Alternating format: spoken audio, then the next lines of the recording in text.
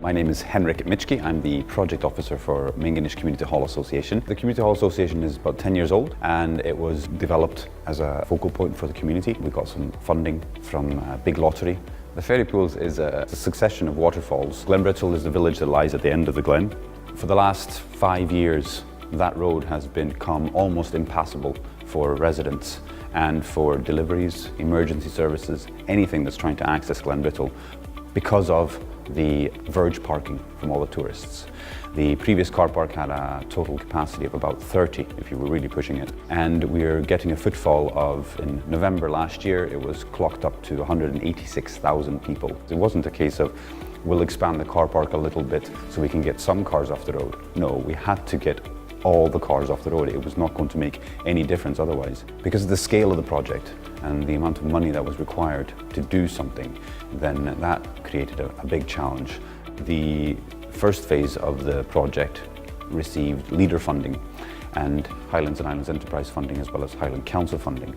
The biggest benefit by having a community association like this is that you are providing a vehicle by which the community can complete actions and progress matters. The Community Association, we organised and had to get a lease, an operating lease with the Outdoor Access Trust for Scotland, which is another charity. And the lease is for them to maintain and operate the car park. And as part of the lease, there's a percentage fixed payment, which is directly related to income. Whatever the gross income is, the Community Association get a percentage of that. And then Outdoor Access Trust for Scotland use the rest to cover their own costs and staffing, etc. That lease payment is what's retained by the Community Hall Association, and that's what we're looking to reinvest in the community on numerous amounts of projects. My name is Lisa Barnard. I'm the Business and Communications Manager for the Outdoor Access Trust for Scotland. We can't get the same amount of money we used to, which is why projects like this are so important. If we can generate our own income, we can plough the income back into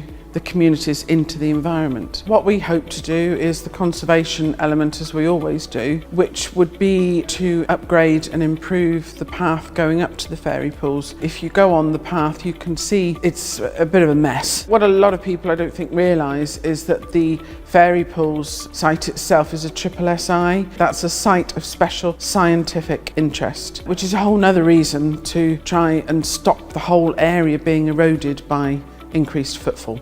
One of the main reasons for communities to embark on a project such as a hall or a car park in our case is asset. You're acquiring an asset for the community, and that asset isn't just a physical asset, it's an asset whereby you encourage the community to get together and use the facility together and generate income which can then be reinvested. So that act of sort of providing a focal point, I suppose, it strengthens their connection to the community. I would say having a core group of enthusiastic and focused members from the community driving a project forward, but also making sure that that core group has very good governance and structure to ensure the legacy of a project, so that if one member of the group decides to retire or similar, it can keep going and doesn't just dissolve.